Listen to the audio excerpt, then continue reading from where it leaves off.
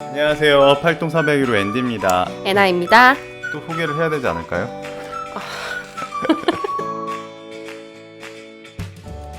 저는 이제 6년차 해외 나온 지 이제 6년차 됐고요. 성인 돼서. 그리고 지금은 중동에서 근무를 하고 있습니다. 저는 중동에는 딸려왔고요, 덤으로. 그전에는 이제 중화권이랑 일본, 한국에서 외국계 기업이랑 해외 취업 경력 한 7년 정도 가지고 있습니다. 저희가 이제 카페를 운영하고 있는데 어쨌든 유학생 분들이 선택할 수 있는 옵션 중에 하나가 이제 해외를 사는 거잖아요. 그렇죠.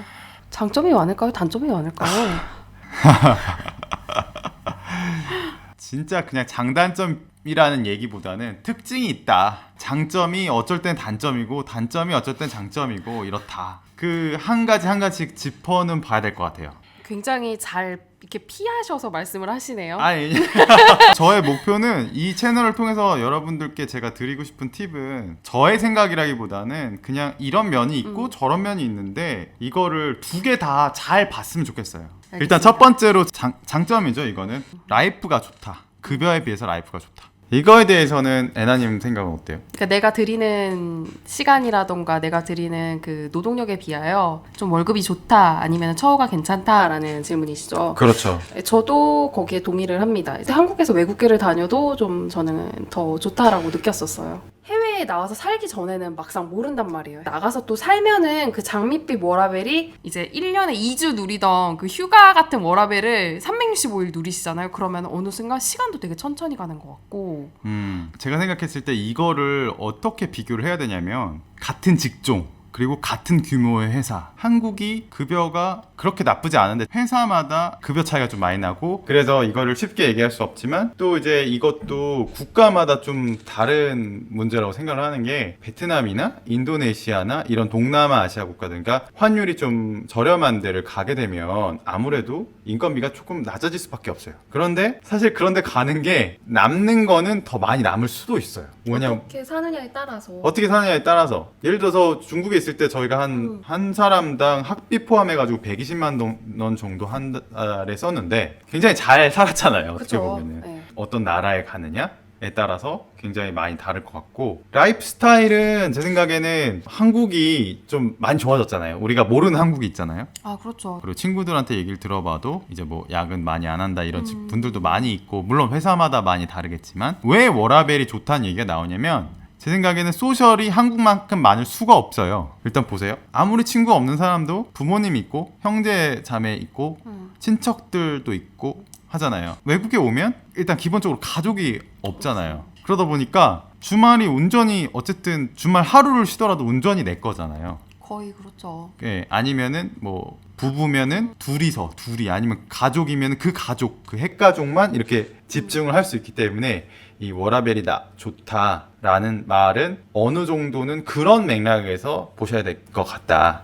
해외 취업이 나왔다고 해서 꼭 워라밸이 좋다기보다는 소셜이 없으려면 많이 없다 보니까 한국에서는 자동적으로 있는 소셜이 기본템들 뭐 청첩장, 결혼식, 장례식장 등등이 일단 부득이하게 해외에 있다 보니까 못 나가기 때문에 이게 장점이라고 생각할 수 있겠지만 단점이 될 수도 있는 단점이죠. 많이. 왜냐하면 이 말은 즉슨 엄마 아빠 못 봐요. 맞아. 가고 싶은 뭐 친척, 친구 결혼식도 못 가는 거죠. 그렇죠. 라이프가 좋다는 게 결코 공짜는 아니다. 부모님들이 이제 하나 은퇴를 하시고 가족도 이제 보고 싶어 하시는데 유학할 때는 안 그랬는데 진짜 저도 해외 취업 네. 나와서는 들어갈 때마다 부모님이 너무 나이 드시는 게 막 그러니까 한 번씩 나갈 때마다 그죠. 저도 그런 게 좀 그런 게 가슴이 아픕니다. 아프죠. 예. 물가에 대해서 간단하게 얘기를 할게요. 급여 얘기가 나왔으니까 이 얘기는 좀 더 나중에 다른 편에서 하고 싶긴 한데 한국이 일단 절대 생활비가 싸진 않습니다. 오기 전에 중동에 대한 굉장히 많은 얘기를 들었는데 그 중에 하나가 물가가 굉장히 비싸다라는 거였어요. 그런데 물론 비싸긴 한데 근데 저는 이렇게 생각을 해본 거예요. 아니 근데 생각을 해보면 강남에 있는 집 한국도 되게 비싸거든요. 월세를 살려고 해도 200만 원, 300만 원짜리 충분히 살 수가 있고 여기도 뭐 좋은데 괜찮은데 가려면 뭐 월세 200만 원, 300만 원을 또 내야 되는 곳들이 많이 있어요.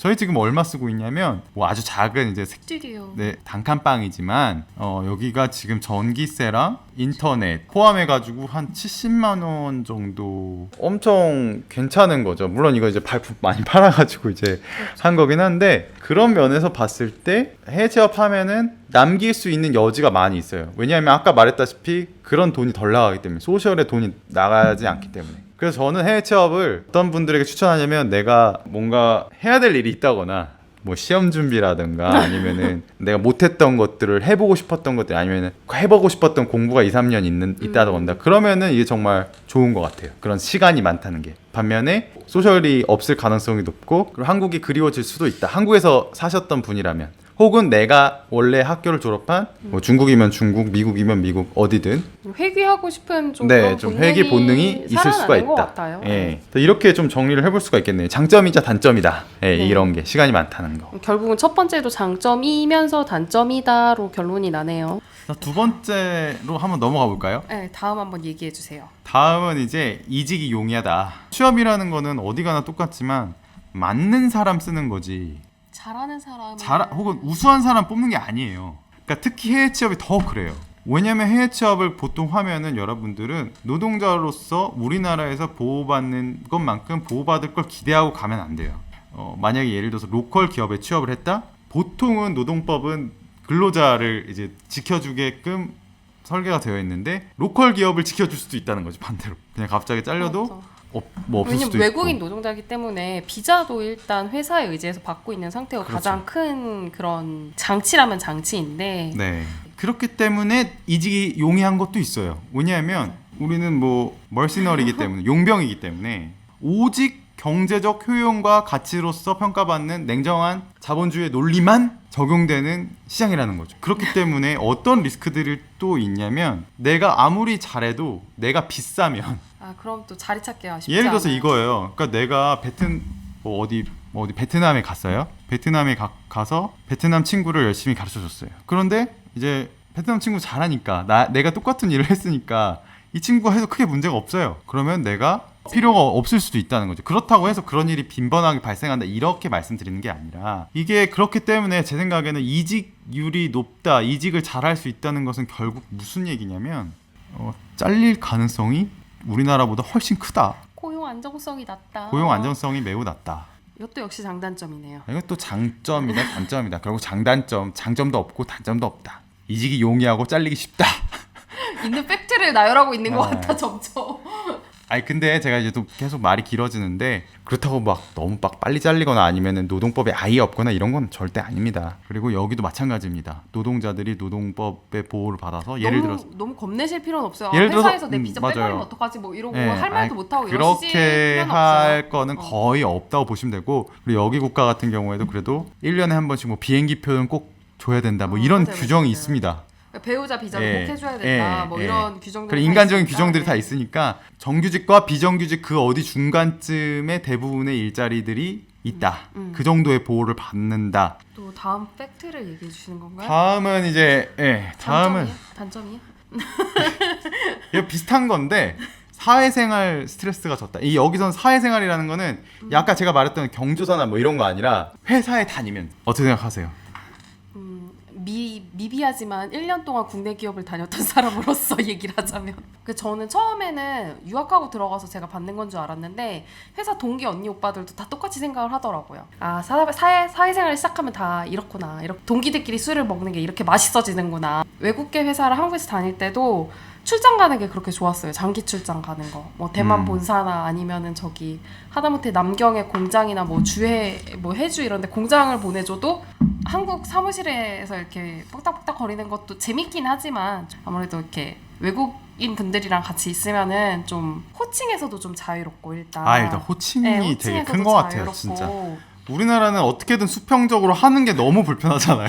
맞아요. 요즘에는 그래도 님 문화나 닉네임 문화 이런 거. 두 번째 다녔던 외국계 회사가 영어 이름으로 부르는 거였어요. 아침에 회의하면 이렇게 앉았을 때 데니엘 이렇게 불러야 되는데 되게 되게 어색하잖아. 너무 어색하고 막 이런 거 있잖아요. 상무님인데 막 상무님인데 아닌데. 아이, 근데 이게 웃긴 게 여기서도 애들이 좀 그런 게 있어요. 서양 애들은 전혀 없는데 아시아권 문화 분명히 있어요. 그 인도 친구들도 그런 게 있나 봐요. 그래가지고 좀 위에 상급자한테는 바이, 뭐 쓰리람이라는 친구가 있었어요. 그럼 쓰리람 바이, 뭐 형 이런 거예요. 뭐 형님 뭐. 그래서 약간의 리스펙. 우리는 어떻게 보면 친해지면은 차라리 직급 부르는 게 더 편하잖아요. 맞아요. 부르는 게 훨씬 편해요. 직급 부르는 게 꼭 이렇게 나쁜 건 아니거든. 맞아요. 그거 외에 또 스트레스라면 저는 밥 스트레스가 있었어요. 한국 회사 다닐 때. 아, 밥 스트레스. 밥을 같이 먹어야 된다는 압박? 어느 정도는. 이제- 난 이거 먹고 싶지 않은데 그렇죠. 오늘 뭐 먹을까 자연스럽게 물어보는. 아니 안 물어봤어 우리는. 그냥 무조건이에요? 그러니까 만약에 부장님이 밥 같이 먹자 그러면 무조건. 탕을 먹으러 가야 되는데 나는 탕이 너무 싫은데. 요즘에도 아니, 매일은 근데 아니에요. 매일은 그건 있는 것 아닌데. 같아요. 그 어느 정도는. 왜냐면 부장님이 나쁘신 분이 아니고. 나도 우리 부장님 좋아해서 우리 팀장님 얼마나 좋아했는데 전 퇴사하고 나서 밥이랑 술 얻어 먹으러 되게 자주 갔었어요. 근데 이제 챙겨주신다고 그 전날 술을 같이 마시거나 한 날은 더 챙겨주세요. 그런 다음 날 오케이. 이제 우리 해장하러 가야지 이러면서 그럴 땐 물어보시지도 않으세요. 이제 그냥 무조건 뭐 대구탕집이나 뭐 이런 데 가시는 그럴 수 거예요. 있겠죠. 좀 입사하고 처음에는 같이 먹다가 좀 시간 지나고 나서 보니까 꼭 같이 안 먹어도 되더라고요. 이제 강요가 아니니까. 그래서 어느 시점부터 저는 도시락을 싸가거나 뭐 이랬었어요. 그냥 혼자 사무실에서 먹고 1시간이라도 좀 4시간 있었으면 좋겠으니까. 뭐 근데 그 밥이 조금 전 스트레스였어요. 그리고 또 너무 빨리 드세요. 한국 남자분들 진짜 빨리 드시거든요. 밥 스트레스가 생각보다 심했나 봐요. 완전 심했어. 사회생활 스트레스에 대해서 얘기를 하면 예측해 보는 데 있어서 일단 두 가지 팩터가 있을 것 같아요. 뭐냐면 하나는 한국계 기업인가, 해외 취업을 나가려는 그 기업이 한국계인가, 아니면 한국 사람이 다수인가. 다수다, 오케이. 거기서 오케이가 나오잖아요. 그러면 사회생활 스트레스는 분명히 있습니다. 한국이랑 거의 비슷해요. 근데 만약에 외국계고 나만 한국 사람이다, 이런 경우가 또 심심치 않게 있습니다. 왜냐면 한국 사람이어서 채용했을 경우에. 그럴 경우에는 정말 사회생활 스트레스는 적은 없어요. 편이에요. 거의 없어요. 거의 네. 없어요. 이 경우일 때는 뭐지? 다른 스트레스가 있긴 하네요. 내가 하는 행동이 한국을 대표하기 때문에 받는 스트레스가 있어요. 그것도 있죠. 그 회사 대만 회사였는데 그러니까 제가 하는 행동을 한국 여자로 이렇게 프레이밍을 지으시려고 하더라고요. 그렇죠. 굉장히 뭐 어디 대학교 나오면은 그 대학교 나온 사람이 마치 대표인 것처럼. 근데 그 대학교 나온 사람이 적잖아요. 네. 그러면 다 그 대학, 얘네들은 이렇구나, 이러들 아닌데. 저 같은 경우에는 제가 한국에서 학교를 그렇게 오래 다닌 것도 아닌데 한국 여자애들을 저에 맞춰서 이렇게 프레이밍을 하실까봐 되게 조심스럽더라고요. 행동하는 게. 그럴 수 있겠네요. 그리고 또 이런 거 있을 것 같아. 외국인이랑 너무 안 맞아. 예를 들어서 어떤 나라랑 좀 너무 안 맞아. 그러니까 주위에 또 그런 분들이 계세요. 그러니까 특수한 어떤 나라랑 막 음식도 안 맞고 정말 맞아요. 막 너무 그냥 그 문화가 싫고 막 이럴 수가 있잖아요. 왜냐면 사람이니까. 그러니까 계속 얘기를 하면 평가나 이런 것도 철저하게 하고 내 효용을 계속해서 증명을 해야 되고, 이런 거에서 오는 그 정신적 압박감. 그러니까 한국계면 또 조금 없을 수도 있겠죠. 그거는 또 오히려 우리가 남이가 이게 있기 때문에 한국인들은 또 레퓨테이션 이렇게는 못하는데 외국인들은 그런 게 없잖아요. 우리는 알게 뭐야. 한국인을 뽑아온 이유 자체가 한국 시장이라던가 특정 목적이 있었는데 그게 이제 효용을 발휘하지 못하는 순간 그 인원에 그렇죠. 대한 이제 재고가 바로 들어가는 거죠. 제퍼다이징, 바로 이제 위기가 찾아올 수도 있는 거죠. 이것도 사회생활의 스트레스, 사회생활 스트레스는 아니지만 직장 스트레스가 될 수는 있을 것 같아요. 어마어마한 스트레스지. 그래서 이것도 사회생활 스트레스도 좀 다른 스트레스가 존재하는데 변수가 많다. 한국계냐 아니면 외국계냐, 한국 사람이 맞느냐 아니면 없느냐. 자, 이제 마지막으로는 이거는 사실 이게 장점에 대한 얘기를 하려고 하는데. 장점 맞아요? 근데 목소리가 장점이 아닌데. 아니요. 저는 분명히 장점이라고 생각해요. 네. 이것도 되게 많이 배우는 부분이고 제가 사실 해외 생활 하는 이유 중에 하나기도 하고요. 네. 저 같은 경우에는 이제 그 해외 생활 되게 만족하는 이유 중에 하나가 되게 다른 문화의 사람들을 만나잖아요. 네. 그러면 계속 새로운 생각을 하게 돼요. 사람에 대한 생각. 그러니까 예를 들어서 어렸을 때 서구 국가들만 좀 돌아다녔잖아요. 그러다 보니까 외국 하면은 나는 그냥 서양 국가였어요. 저는. 네. 내가 홍콩에 가면서 또 약간 중국 가면서 중국은 이렇구나. 사람에 대한 이해도가 또 약간 올라가는 그런 느낌? 그리고 이제 또 더 다양한 사람들을 보면서 이 새로운 인풋이 있으니까 새로운 생각하는 게 너무 좋고, 이런 것들이 저를 되게 자극을 많이. 홍콩에 가니까 또 호주 사람들이 되게 많아요. 그러니까 이 영국은 영국이 스쳤던 나라들끼리 이제 좀 사이가 잘 지내는 편이잖아요. 국가별 대항전 이런 것도 하고. 네. 그러다 보니까 저는 그 호주 사람도 거기서 처음 봤어요. 캐나다 사람도 많았잖아요. 캐나다 사람들도 많았죠. 아, 그리고 동남아 유서 깊은 문화를 가지고 있는 나라들이 되게 많다는 걸 전 몰랐어요. 음식을 너무 좋아하시잖아요. 아, 근데 저는 홍콩에 있을 때 태국에 처음 갔는데 와, 태국 진짜 요리만 봐도 이 나라가 얼마나 문화가 풍성한 나라인가 이걸 알 수가 있잖아요. 이 많은 교류들과 서양 국가들도 들어오고 인도의 영향도 있고 중국 쪽에 있는 영향도 어느 정도 있고 막 이렇게 해가지고 이 음식들이 짬뽕된 걸 봤을 때 얼마나 맛있어요. 벌써 또 친구야 진짜. 침이 나오네. 이런 게 저는 되게 좋았어요. 다양성을 받아들이는 거에 네. 대한 이해도 지금 우리가 살아가는 사회에서는 좀 필수적인 것이라고 생각을 하거든요. 저 같은 경우에는 그런 게 되게 좋았어요. 뭐 학교도 한국에서 계속 다니고 한국 사람들만 만나다가 이제 외국 사람들 만나가지고 이렇게 계속 이렇게 인풋이 하는 게 되게 좋고, 그리고 실제로 이제 다국적 기업만 얘기를 하자면 맨날 얘기하는 게 그 다이버시티 뭐 이런 거잖아요.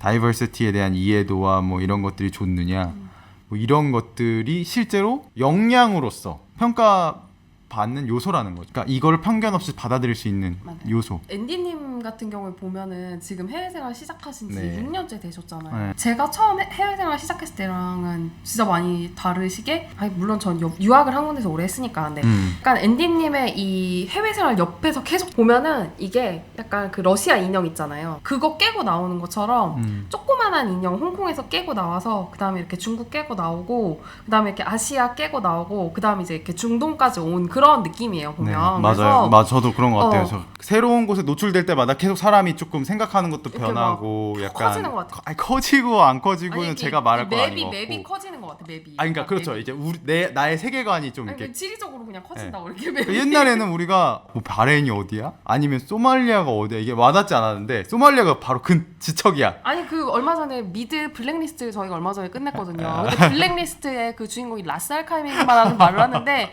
라스알카이만 옆 동네거든요. 이거 보면서 옛날 같으면 진짜 어디 있는지도 모르는 샤르자도 나오잖아. 샤르자도 나왔어. 샤르자도 나왔던 것 같아. 아무튼.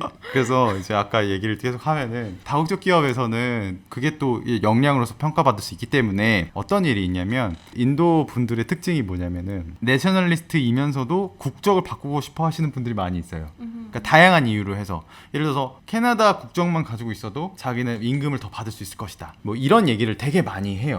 공공연하게. 여기서 이제 좀 5년을 하면은 얘가 다이버시티를 할 수 있는 애구나. 요런 그 평가가 된대요. 저도 이제 인도 친구한테 들었어요. 그래서 제가 종종 심심치 않게 보는 경우가 그 파키스탄 분들이나 인도 분들이 여기서 경력 쌓고 바로 캐나다 동일한 뭐 회사로 이제 옮겨간다던가 이런 점들은 좀 장점일 수도 있겠어요. 잘 맞으면. 그만큼 안 맞는 분들도 있을 수 안 맞는 있을 것 부분들이 같아요. 있을 것 같아요. 네. 네. 특히 저희 홍콩에서도 봤잖아요. 네. 홍콩만 해도 아시아권 치고는 진짜 여러 나라 분들이 계시는데 맞아요. 같이 일하는 게 뭐 다들 잘 맞는 건 아니에요. 서로가 뭐 힘든 궁합들도 있고 보면은 그리고 또 그렇죠. 이런 경우도 있어요. 그러니까 사실 개인과 개인이 안 맞는 건데 또 프레이밍하는 거. 네, 맞아요. 그러니까 성급한 일반화에 오히려 쉽게 빠지잖아요. 내가 예를 들어서 이집트 사람을 내가 한 사람만 알아요. 그럼 저 이집트 사람이 뭔가 나한테 뭔가 안 좋은 얘기를 하거나 그러면 이집트 사람은 왜 그러냐 이렇게 하는 게 사람의 이게 뇌거든요. 근데 아닐 수도 있는데 그런 것들이 좀 갈등이 있을 수 있고, 또 한 가지는 또 이런 것들이 있을 수 있어요. 국가 간에 이렇게 좀 이렇게 패거리를 좀 지어가지고 이렇게 서로 좀 이렇게 안 맞아가지고 이렇게 좀 환경적인 스트레스이기 때문에 개인이 극복하기 참 어려운 부분이라서 이거는. 네, 맞아요. 근데 어디 가나 똑같아요. 왜냐면 미국에 가도 그렇고 캐나다 가도 그렇고, 캐나다 가면은 뭐 인도 분들이 되게 많을 거잖아요. 예를 들어서. 그렇죠. 저는 개인적으로 인도 음식도 좋아하고 저희는 음식도 좋아하고 또 인도 분들에 대한 되게 좋은 경험이 많았어요. 많아서 저는 뭐 사실 두루두루 뭐 크게 뭐 문제가 없었어요. 문제가 저희는. 없었어요. 예. 저도 편견 없이 하려고 노력을 하고요. 자, 오늘은 이렇게 해서 장단점. 벌써 다예요? 끝이에요? 네, 끝이에요. 오늘은 좀 장단점. 결론은 한 줄로 정리해 주세요. 장점도 없고 단점도 없다.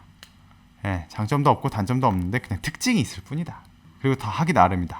제가 정리를 할수 있을 것 앵님한테 같아요. 이걸 듣고 제 식으로 한 문장으로 정리했었어요. 내 컨디션에 따라서 오늘의 장점이 내일의 단점이 될 수 있다. 내 컨디션에 따라서. 좋은 정리인 것 같아요. 좋은 저는 정리인 다 것 제 중심적으로 돌아가거든요. 내 컨디션에 따라서. 제가 늘 강조 말씀드리지만 이건 어디까지 저희 생각일 뿐이니까 정답은 없습니다. 예, 여러분들 또 상황마다 또 많이 다를 수 있고요. 저희도 굉장히 제한적인 경험밖에 없다는 거. 이거는 그냥 가시기 전에 혹은 가신 다음에 참고 정도만 하시는 용도로 들어주셔서 감사하겠습니다. 네, 시청해주셔서 감사합니다. 감사합니다. 네.